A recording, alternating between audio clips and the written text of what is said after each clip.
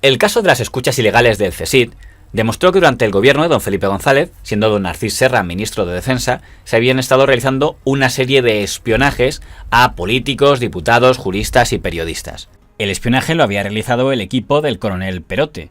El coronel Perote había mantenido contactos con don Mario Conde, que a su vez mantenía contactos con el periódico El Mundo. En El Mundo trabajaban los periodistas don Antonio Rubio y don Manuel Cerdán, los destinatarios de las filtraciones del comisario Villarejo, que es quien les confirmó aquella información. Tanto Mario Conde como el coronel Perote compartían abogado. El señor Santaella es supuesto interlocutor del presunto chantaje del banquero contra el Estado para que frenaran las investigaciones judiciales contra él. A mí me tocó en aquel momento, y debe ser que es que esto de estar en el Consejo del Poder Judicial o haber estado no debe ser un síntoma de presunción de servicios dignos al Estado, porque en aquella época cuando a mí me intervinieron las conversaciones yo tenía la inmerecida fortuna de estar trabajando en el Consejo. Las escuchas habían sido ordenadas por el director del CSIC, el general Manglano, y autorizadas por el socialista don Narcís Serra, que primero fue ministro de Defensa y luego vicepresidente del gobierno. Considera que acepta con verdadero sentimiento esta dimisión del general Emilio Alonso Manglano, porque los servicios que el general ha prestado en toda su carrera militar y en estos últimos años en el CSIC son unos servicios impagables para la democracia de nuestro país. Ambos se verían obligados a dimitir, dejando aún más tocado al gobierno de don Felipe González. Que el CSIC me estaba espiando a mí en El Mundo. Y como además eran muy malos, les pillamos y publicamos las matrículas de 6 coches que me seguían las 24 horas del día. Había un coche, nosotros estábamos en la calle Pradillo, salíamos del garaje del periódico, yo podía ir a la derecha o a la izquierda, entonces era permanentemente un coche a la derecha, otro a la izquierda. Si iba a la derecha me cogía este, si no el otro. Dimos los nombres de varios de los espías que estuvieron en ese operativo. Yo fui el primer querellante contra Manglano y el CSIC por las famosas escuchas. Del 1995. Que pasados los años le condenaron, fue expulsado del ejército Manglano, pero después se ordenó repetir el juicio. Bueno, y a mí un día me llama su abogado diciendo, oye Melchor, mira, es que el general, pues claro, otra vez, otro juicio, si tú retiraras la querella, no habría juicio y tal. Y dije, mira, y entonces me dijo, entonces ¿cuánto quieres por retirar la querella? Y yo le dije, mira, le dices al general Manglano de mi parte que se meta el dinero donde le quepa, que esto no es un tema de dinero, que no quiero dinero. Yo no tengo ningún interés en que Manglano vaya a la cárcel o no vaya a la cárcel. Yo retiro la querella si Manglano me envía una carta en la que se reconozca, siendo él el jefe del CSIC, yo fui ilegalmente espiado y en la que me pida disculpas. Que firme y que conste. Y ahora te voy a enseñar la carta, que no creo que haya nadie en ningún país democrático Al director general del tenga. Repito, que el gobierno ni ordenó, ni conoció, ni utilizó estas informaciones sobre escuchas privadas. Repito, que el director del CSIC no conocía que había uno o algunos elementos que las grababan y que las almacenaban, y que estas cintas precisamente fueron grabadas desoyendo las instrucciones, vulnerando la normativa del centro, y fueron almacenadas a espaldas del director y de la normativa.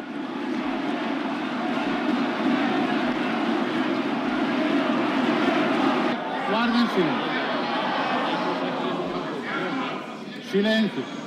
Señorías, guarden silencio. Aquella información aparecía firmada por los periodistas de investigación don Antonio Rubio y don Manuel Cerdán. Pero ¿cómo la habían obtenido? La respuesta la tenía el exespía del CSIC, coronel Perote, que acababa de ser despedido.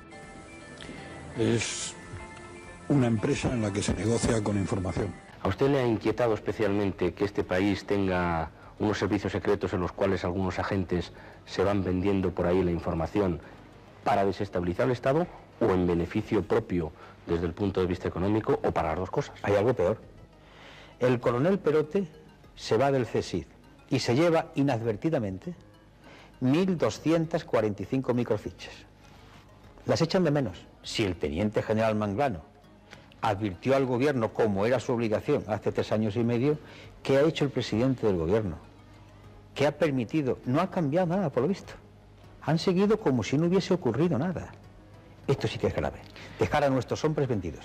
Es decir, lo interesante de todo esto es que estaba documentado y acreditado, que es lo que sirvió de alguna manera para que indudablemente tanto el vicepresidente como el ministro, como el director general del CSIC tuvieran que dimitir. Es decir, lo que decíamos no era baladí, sino que era realmente algo documentado, acreditado y verificado.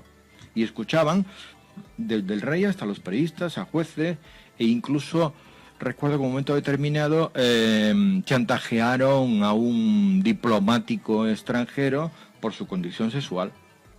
A los pocos días de la revelación del diario El Mundo, su principal competidor, el diario El País, publicó en portada unas fotos que demostraban que el coronel Perote se había reunido con el exbanquero don Mario Conde poco antes de la revelación del caso de las escuchas. ¿Con el tiempo pasado cree que se puede hacer objetivamente que había esa vinculación, aunque...? Yo no tengo ninguna duda. O sea, Mario Conde fue un personaje, desde mi punto de vista, obviamente personal, absolutamente nefasto en la evolución de la vida política de este país, y él seguramente ayudado en la época, o por lo menos en la época había otro personaje que tenía algunas características comunes, que era Javier de la Rosa, introdujeron en el mundo de los negocios un tipo de relación espúrea con los servicios de información, fueran del CNI, en ocasiones con servicios policiales, etc. Tiene bastantes similitudes, en fin, salvadas las distancias del tiempo y quizá en ocasiones algunos métodos, pero tiene bastantes similitudes con el afer Villarejo que se viene desarrollando a lo largo de los últimos años, ¿no? Era, en el fondo, la utilización de información, en ocasiones confidencial, en ocasiones secreta, en ocasiones y, desde luego, métodos con mucha frecuencia ilegales de escuchas, etcétera, etcétera, para obtener beneficios, en ocasiones en el ámbito empresarial, en ocasiones en territorios políticos o para amenazar a políticos.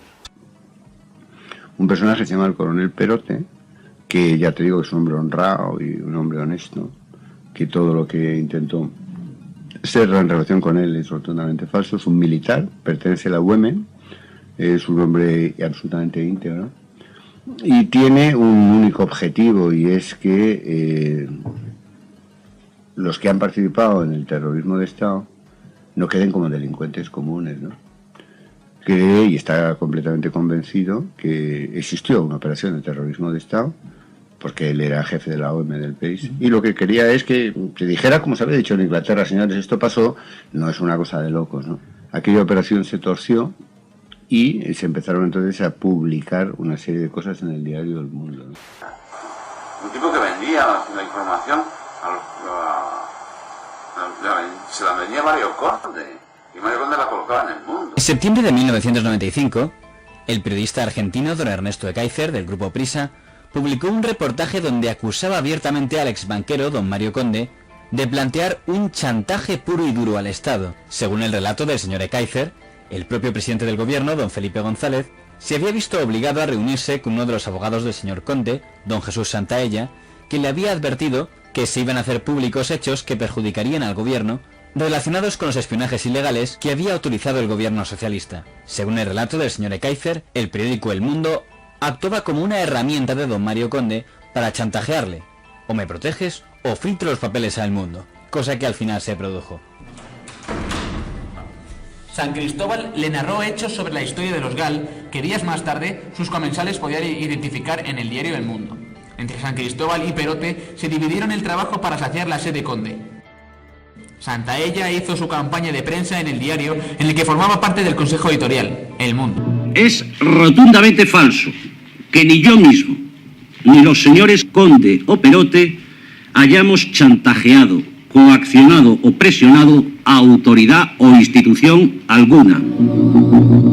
Lo que más o menos decía, eso tuvo un reportaje muy amplio de don Ernesto de Kaiser, era más o menos que a través de Santaella, Perote y usted poco menos que pretendían hacer un chantaje, que creo que la titular, chantaje puro y duro. Eso es lo lógico, es decir, eso es lo razonable. Fíjate que el chantaje se quería hacer, lo lógico y lo razonable desde el punto de vista de un miserable mercenario que es Kaiser, ¿no?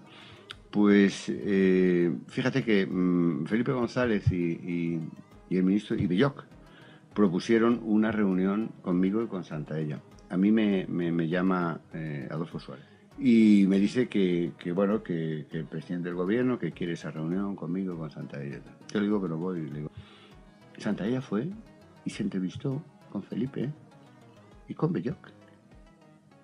O sea que ya me contarás quién puede estar pidiendo qué a quién. Para mí es un hijo de su madre. ¿Por qué argumente, señora? Es que así... Porque solo sabes meterse nada más con esto. Y está comprado por el señor Conde y nada más. Cuando al señor Conde lo van a meter a la cárcel, el señor Pedro J. se le va a poner al señor Felipe González. Y nada más. Eso es un sinvergüenza como la copa un pino, que va a chupar de todos lados. Eso todo es un bulo, una patraña de Kaiser y de los que entonces colaboraban con el poder para ocultar y engañar a los ciudadanos de lo que era la verdad. Del otro equipo, por así decirlo. Sí, veo que está firmado por un señor llamado Néstor Kaiser, al cual sentamos en el banquillo en su momento determinado, y de este señor no tengo nada más que decir. Todo lo que tengo que decir del señor Néstor Kaiser es que en periodismo los cínicos no sirven para este oficio. Mira, a un periodista, la mejor herramienta de un periodista son las fuentes que puede manejar. Y a veces las fuentes informativas, yo nunca diré cuál ha sido la fuente de esta información, y en este caso sí me la llevaría a la tumba y no ocurrirá lo mismo que con el ronco del Watergate, pero esta fuente fue definitiva y era un profesional de los servicios secretos de un tercer escalón, no era ni del primero ni del segundo.